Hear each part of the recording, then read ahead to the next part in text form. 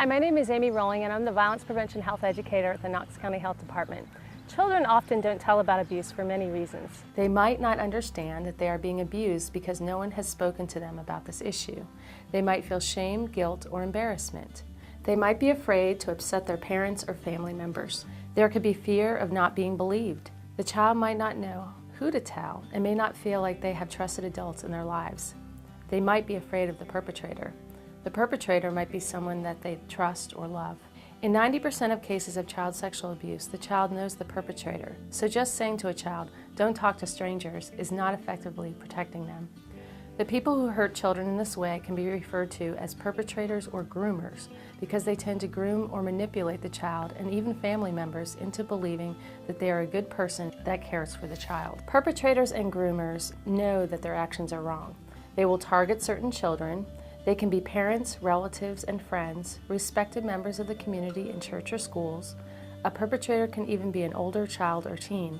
They almost always threaten, bribe, or lie to children to keep them from telling. They are extremely manipulative and will say anything to keep a child from telling. They will say things like, "This is our little secret, and you'll get in trouble if you tell. If you tell anyone, they will take you away from me, or I won't be able to see you anymore." They threaten by saying things like, "If you tell, I will hurt you, your family, pets, or home." The best way to protect your child is to speak to them beginning at an early age about personal body safety and to let them know if anyone tries to touch them in an unsafe way that they can tell you and that you will believe them. Parents and guardians have the right to inquire about child sexual abuse policies and procedures at your child's daycare, camp, school, and after-school programs. As adults, we should be aware of some of the indicators that a child or teenager is being sexually abused. These indicators do not necessarily mean that a child is experiencing sexual abuse, but might indicate some other form of stress or trauma. For younger children, some of the indicators might be persistent nightmares, wetting the bed or soiling themselves, regressive behaviors, suddenly acting like they are much younger than they are, extreme personality shifts, such as a peaceful child is now aggressive, or an outgoing child is now acting very withdrawn, unusual fears of certain people or places, unexplained chronic headaches or stomach aches, initiating sexual play, chronic urinary tract infections, trouble walking or sitting. For teenagers, some of the indicators might be rebellious or defiant behavior, skipping school, sleeping problems, nightmares, self-harm behaviors such as cutting, depression and anxiety, suicidal thoughts or actions, acting out sexually, STIs, eating disorders, and addiction to drugs and/or alcohol. As a parent, teacher, or concerned adult, if you see any of these behaviors in a child or teen, it could be an indication that some form of stress or trauma has occurred in a child's life. All young people need to know that there are safe adults in their lives that they can talk to about anything and be believed. Check in with the child by asking, "Are you okay?" If the child doesn't share at that point, you can keep asking, letting the child know that if something unsafe is going on or someone is hurting them, that you will believe them and try to help them. It's important to understand how to respond if a child shares that they have been abused. Practice responding before a real situation with a child or teen presents itself.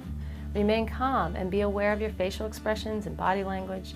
If you seem upset, this might shut the child down and they might not tell. You need to prepare the child or teen.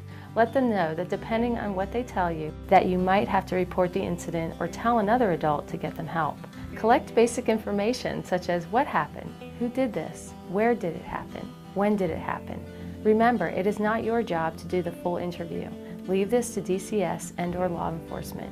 Document and report to the DCS hotline. Keep the Vassar model for sexual abuse prevention in an accessible location for supportive information. Believe. I believe what you're telling me. Affirm. I'm glad you told me. Support. It's not your fault. Empower. There are some things we can do to help you feel better. Refer. I'm going to talk to some people who can help. There are also things you should not do when responding to a disclosure. Do not try to figure out if the allegations are valid or not. Act shocked or angry.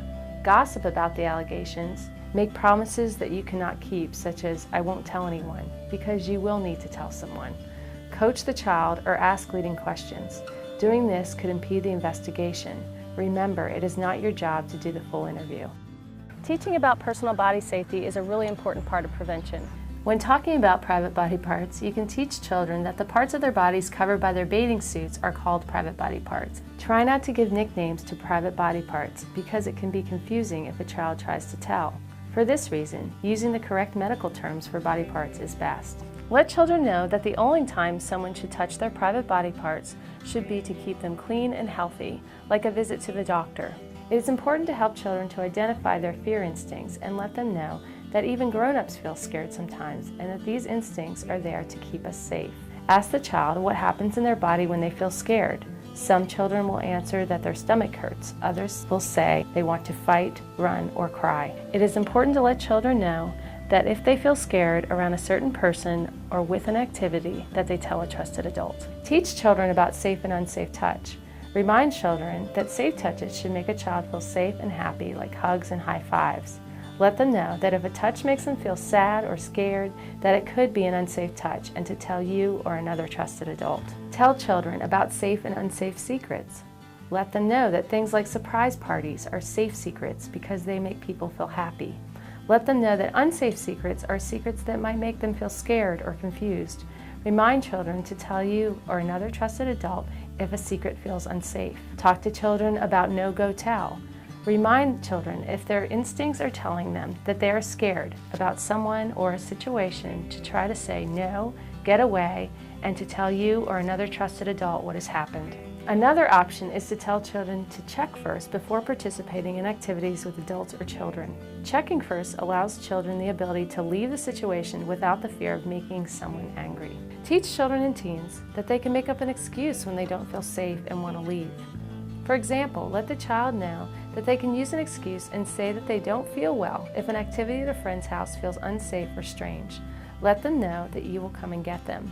Another example can be letting a teen know if they don't feel safe at a friend's house that they can use an excuse such as saying, "My mom just texted me and wants me home," or "I forgot I have a project for school I have to do."